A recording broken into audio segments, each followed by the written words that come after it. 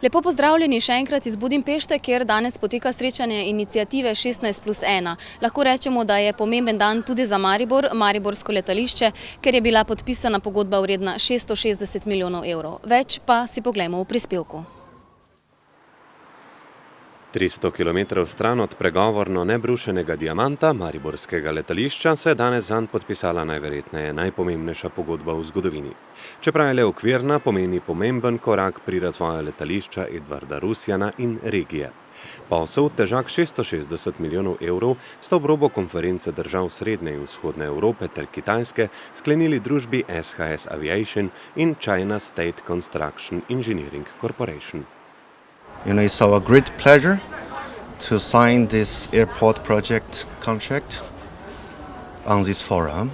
I think it gives us the liability and also honor to build this airport for Slovenia and for Maribor.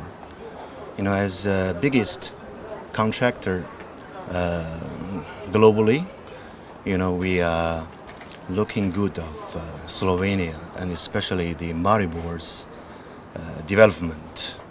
Največji korak v zastavitvi ciljev, ki smo si jih zadali ob podpisu dolgoročne pogodbe z ministrstvom in vse obljube, ki jih je naš lastnik dal, in mi kot letališče seveda se s tem na nek način začnejo tudi uresničevati. Slovenska delegacija na čelu s premijerjem Mirom Cerarjem pozdravlja korake k oživitvi in razcvetu mariborskega letališča, čeprav neposrednih zaslug državna gospodarska diplomacija za to nima. Jutri, ko se bom pogovarjal s kitajskim premijerjem Li Keqiangom, bom posebej opozoril na to, da želimo, da bi ta kitajska investicija tukaj imela tudi kitajsko podporo, da bi prišlo v nekem času tudi do direktnih letov med mariborskim letališčem in seveda kitajskim letališči, da bi to prispevalo k razvoju turizma v Sloveniji, pa tudi spet na nek posreden način k razvoju Maribora s širšim okoljem, torej cele podravske regije, kajti želimo si, da bi to okolje, tako kot druga v Sloveniji, zadihala s polnimi pljuči še bolj.